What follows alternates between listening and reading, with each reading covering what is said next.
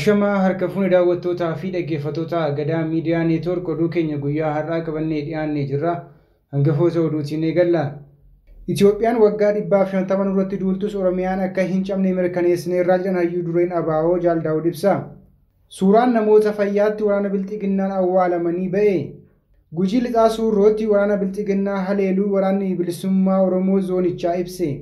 Warshaan sukkaaraa fincaa'aa hojii erga dhaabee baatii 3 ta'uu beekame. Miseensonni raayyaa ittisa biyyaa Itoophiyaa lakkoofsaan hedduu ta'an waraana bilisummaa Oromootti dabalamuun dhaga'ame. Ameerikaan himata mirgaa sarbama namoomaa Itoophiyaa irraa keessee kaasuun mufii uume. Kunneen hangafoota oduu turanii amma bal'ina oduutti dabarraa oduu wajjin an Amaanu'eel Laggaatiin.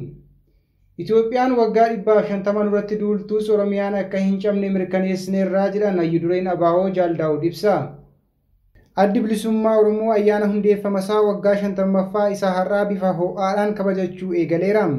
Baniinsa ayyaanichaatiif sagantaan magaalaa Finfinnee keessatti har'aa geggeeffameera. Sagantaa kanarratti bakka buutonni paartilee siyaasaa 11 ta'anii kan argaman yommuu ta'u, bakka buutonni hawaasaa fi jaarsoliin biyyaa akkasumas bakka buutonni dhaabichaa godinaalee irraa argamaniiru. Ayyaanicha irratti walitti qabaan koree qindeessituu ayyaana hundeeffama adda bilisummaa Oromoo waggaa 50ffaa obbo Alamaayyoo Diroo haasaa taasisaniin ayyaanni kun kaayyoo gurguddoo 3 qabatee akka ayyaaneffatamu ibsaniiru. Wareegamtoota yaadachuu, bu'aa qabsoo kanaan argame dhaadhessuu fi kaayyoo qabsichi ittiin eegalame galmaan ga'uudhaaf irbuu ofii haareffachuuf kaayyoo ijoo ayyaanichaa ta'uu obbo Alamaayyoon himaniiru. Qabsoo bilisummaa Oromoo gootonni hedduun wareegamuu kan yaadachiisan obbo Alamaayyoon wareegama kanaanis Oromiyaan har'aa mul'attuu kunii fi afaan Oromoo har'a sadarkaa adda addaatti dhimmi itti ba'amu bu'aa adda bilisummaa Oromoo qabsoo taasise ifatti mul'isuu akka ta'e ibsan. Akkasumallee ABO'n aadaa fi eenyummaa Oromoo addunyaatti mul'isuu fi sabichi akka ofiin boonu taasisuu keessatti qoonni adda bilisummaa Oromoo olaanaa ta'uu himan. Ayyaanicha milkeessuu keessatti qaamota qooda isaanii ba'atanis galateeffataniiru. Ayyaana hundeeffama adda bilisummaa Oromoo kanarratti haasaa kan taasisan hayyuu dureen dhaabichaa obbo Daawud ibsaa haala adda bilisummaa Oromoo uume bu'aa bahii dhaabichi keessa darbee fi bu'aa inni argamsiisaa bakka har'a jiru kana ga'e bal'inaan ibsaniiru. ABO'n gargaarsa tokko malee ba'aa ulfaataa uummanni Oromoo baatee deemu waggaa 50 qofa utuu hin taane waggoota 100 lakkaa'aman uummata Oromoo waliin baatee asiin ga'eera kan jedhan obbo Daawud asiin ga'uu kanaaf galanni kan wareegamtoota darbanii haa ta'u jechuudhaan gootota Oromiyaaf jecha wareegama baasan galateeffataniiru. Adda bilisummaa Oromoo hundeessuun maaliif akka barbaachisan yommuu ibsan obbo Daawud cunqursaa gitaa mootota Habashaatiin Oromoo fi saboota cunqurfamoo kan irratti fe'ame irraa kaasuu fi gara sirna diimokiraasiitti jijjiiruuf akka ta'e himan.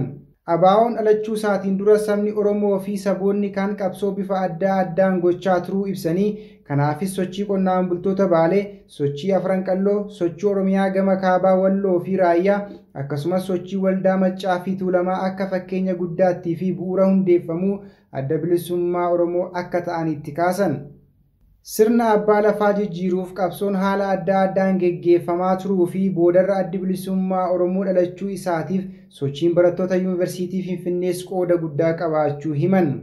Addi bilisummaa Oromoo mirga Oromoo kabachiisuuf paartii siyaasaa yeroo jalqabaaf sochii siyaasaa taasisedha jedhan hayyuu dureen adda bilisummaa Oromoo obbo Daawud ibsa. Bara 1991 keessa waadaan TPLF fi adda bilisummaa Oromoo gidduutti seename karaa TPLF cabuudhaan utuu ABO'n humna siyaasaatiin hundaa caaluu humna waraanaa waan qabaniif adda bilisummaa Oromoo dhiibanii lola itti fufsiisan. Bara 2018 keessas humnoonni jijjiiramaa fidan moggaatti qabamanii EPRDF of haaressee aangoo qabatee itti fufuu ibsanii waadaan yeroo kana seenamees haalamee lolli Oromiyaa keessatti akka itti fufu taasifamee jedhanii kanas kan taasise qaama EPRDF keessaa of haaressee aangoo itti fufsiifate paartii ama biyya bulchuu ta'uu himan.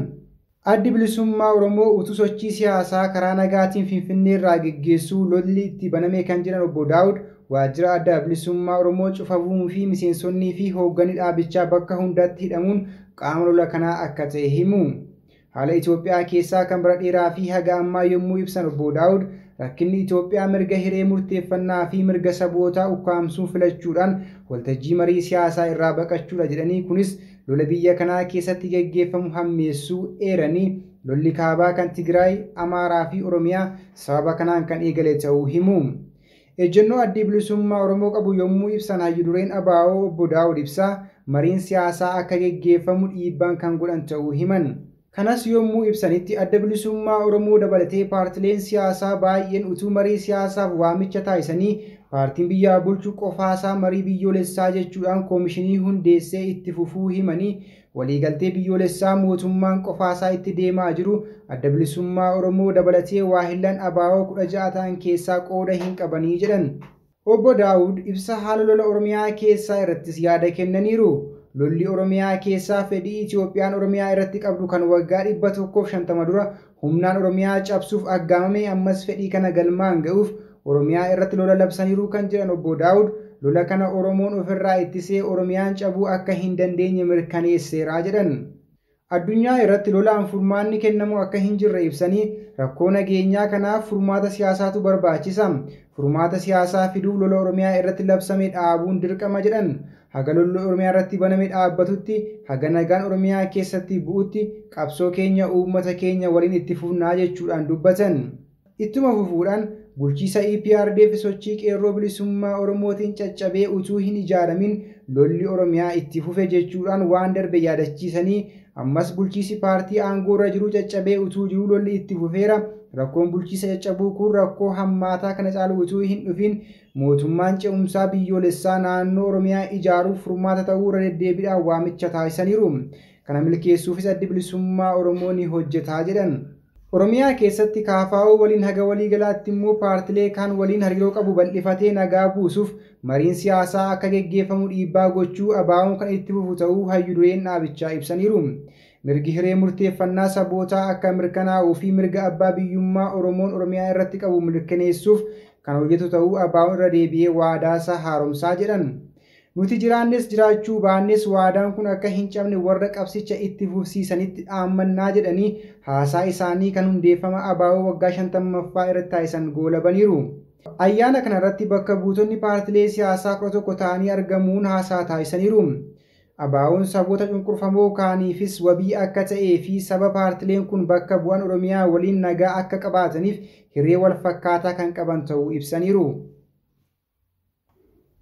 Suuraan namoota fayyaatti waraana Bilxiginnaatiin awwaalamanii ba'e. Waraanni mootummaa paartii Bilxiginnaa Oromoo Oromummaan yakkuun ajjeesaa, hidhaa, reebaa fi gidirsaa jiraachuun ni beekama. Akka odeessi godina Wallagga Lixaa aanaa Qilxukaarraa magaalaa Qilxukaarraatii miidiyaa hawaasaa irra naanna'aa jiru jedhutti waraanni Bilxiginnaa namoota nagaa jumlaan fayyaatti awwaalaa akka turan agarsiiseera. Kunis ilmaan Oromoo hedduu biratti rifaatuu uume. Gochichi akkasii booji'amaa waraana Bilxiginnaa tokko harka waraana bilisummaa Oromoo yeroo soonu bilbila isaatu sakatta'ama. Suuraaleen namoota fayyaatti awwaalamanii hedduunis argamuu ibsan. Sana booda innis seenaan kun kan raawwate Wallagga Lixaa Qilxukaarraatti akka ta'ee fi kan kana qindeesse sammuu waraana Bilxiginnaa akka ta'e dubbate. Gujii Lixaa Suurrootti waraana Bilxiginnaa haleeluu waraanni bilisummaa Oromoo zoonichaa beeksise. Haleellaa yeroo garaa garaatti raawwachaa jiruun injifannoo argachaa jiraachuu ibsaa kan jiru waraanni bilisummaa Oromoo ammas tarkaanfii waraana Bilxiginnaa irratti fudhatee injifannoo boonsaa argachuu waraanni bilisummaa Oromoo zoonii kibbaa beeksise. Haaluma kanaan guyyaa kaleessaa jechuunis waxabajjii 30 bara 2023 godina Gujii Lixaa aanaa Surroo Barguudaa iddoo addaa hidhaa Kormaa jedhutti waraana Bilxiginnaa haleeluun du'aa fi madoon adabeera. Lola kanaan humnoota tikaa aanichaa dabalatee hedduu kan ajjeese waraanni bilisummaa Oromoo meeshaalee waraanaa hedduu booji'uunis dantaa qabsoo bilisummaa Oromootiif galii godheera. Warshaan sukkaaraa Fincaa'aa hojii erga dhaabee baatii 3 ta'uun beekame. Warshaan sukkaaraa Fincaa'aa erga oomisha sukkaaraa dhaabee baatiiwwan 3 ta'ee kan jiru yoo ta'u hojjettoota warshichaafis miindaan kaffaluu dhaabuun beelaaf saaxilamanii jiraachuun beekame. Akka maddeen naannichaa nuuf himanitti walitti bu'iinsa waraana bilisummaa Oromoo fi waraana mootummaa gidduutti naannoo sanatti adeemsifamuun wal qabatee hojii gaggeessaan warshaa sukkaaraa Fincaa'aa obbo Misgaanuu namni jedhamu hojjettoota warshichaa kanatu waraana bilisummaa Oromoo gargaara. Kanaaf naannoo kana qubatanii waraana mootummaa lolaa jiru jechuun warshichi akka oomisha sukkaaraa dhaabu murteessuun hojjettoota warshichaas miindaa isaanii jalaa uggursiisee rakkoo hamaaf saaxilamanii jiraachuun beekamee jira. Miseensonni raayyaa ittisa biyyaa lakkoofsaan hedduu ta'an waraana bilisummaa Oromootti dabalamuun dhaga'ame. Ilmaan Oromoo waraana raayyaa ittisa biyyaa poolisii federaalaa fi naannoo ta'uun sirna Bilxiginnaa tajaajilaa jiran gochaa sirnichaa jibbuun gara mooraa qabsoo bilisummaa Oromootti dabalamaa jiru. Haaluma kanaan godina Wallagga Lixaa fi Qeellam Wallaggaa keessaa loltoonni sirnichaa 32 ta'an waraana bilisummaa Oromootti dabalamaniiru. Godina Wallagga Lixaa aanaa Beegii irraa loltoonni Bilxiginnaa 14 qawwee Turkii 8 dachaatuu 6 rasaasaa 2800 boombii 8 fi hidhannoo 14 qabaachuun sirnichaa gananii waraana bilisummaa Oromootti dabalamanii jiru. Godina Qeellam Wallaggaa aanaa Gidaamii mooraa magaalaa Gidaamii fi Qeellam irraa loltoonni 8 qawwee fi hidhannoo guutuu waliin waraana bilisummaa Oromootti dabalamuunis dhaga'ameera. Aanaa Tajjoo irraa loltuun Bilxiginnaa tokko ganee waraana bilisummaa Oromootti yoo dabalamu waxabajjii 27 bara 2023 aanaa Anfilloo mooraa magaalaa Ashii irraa loltoonni Bilxiginnaa 4 qawwee fi hidhannoo guutuu waliin waraana bilisummaa Oromootti makamanii jiru. Kana malees gaafa waxabajjii 29 bara 2023 aanuma Anfilloo mooraa ganda Dollaa irraa loltoonni 2 qawwee Turkii tokko dachaatu tokko rasaasa 600 mucaa qawwee dabalataan tokkoo fi hidhannoo 2 mooraa Bilxiginnaa keessaa fudhachuun gara mooraa qabsoo bilisummaa Oromootti galii taasisanii jiru. Ameerikaan himata mirgoota namoomaa Itoophiyaa irraa kaasuun mufii uume. Mootummaan Ameerikaa kana booda Itoophiyaa keessatti sarbama mirga namoomaa hamaan raawwatamaa jira jedhee akka hin amanne ibsuusaa hordofee dhaabbilee addunyaa mirga namoomaaf falman Amnesty International fi Human Rights Watch ibsa waloo baasanii mormaniiru.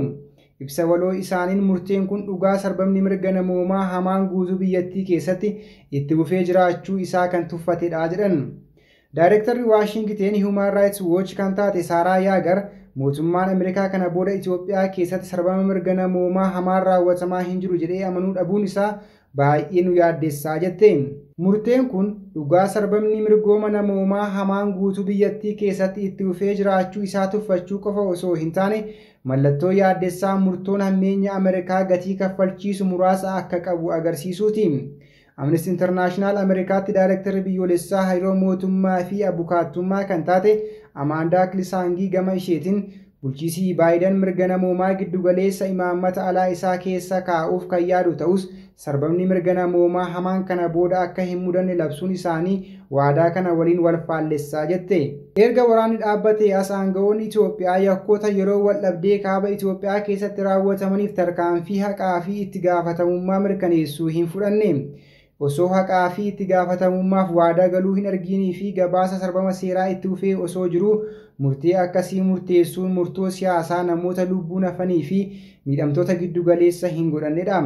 Torban kana keessa ministeerri maallaqaa Ameerikaa madaallii ministeera dhimma alaa irratti hundaa'u kana booda mootummaa Itoophiyaa sarbama mirga namoomaa hamaa irratti bobba'aa jira jedhee akka hin amanne ibsuun dhaabbata maallaqaa addunyaa dabalatee gara fuulduraatti dinagdee Itoophiyaa irratti akka bobba'an karaa saaqee ture. Baatii bitootessaa keessa ministeerri dhimma alaa Ameerikaa Antoonii Bilinken qaamoti waraana kaabaa Itoophiyaa keessa jiran hundi yakka waraanaa raawwataniiru jechuun beeksisuun isaanii ni yaadatama. Dabalataan raayyaa ittisa biyyaa Itoophiyaa, raayyaa ittisa biyyaa Eertiraa fi humnoonni Amaaraa ajjeechaa, gudeeddii, miidhaa saalaa kan biroo fi qeerraa ari'uu dabalatee yakka namoomaa raawwataniiru jedhee ture. Egaan kabajamtoota daawwattootaa fi dhaggeeffattoota Gadaa Miidiyaa Neetwork oduu fi odeeffannoo dabalatee qophiilee Gadaa Miidiyaa Neetwork kanneen biroo toora YouTube Gadaa Miidiyaa Neetwork subscribe like gochuun maatii ta'aatiin hordofaa jecha oduun guyyaa har'aaf qabadhee dhiyaadhe kana fakkaata ture. Ana wajjin sa'aatii oduutti walitti deebina. Hangasitti qophiilee Gadaa Miidiyaa Neetwork kanneen hafe wajjin turtii gaarii.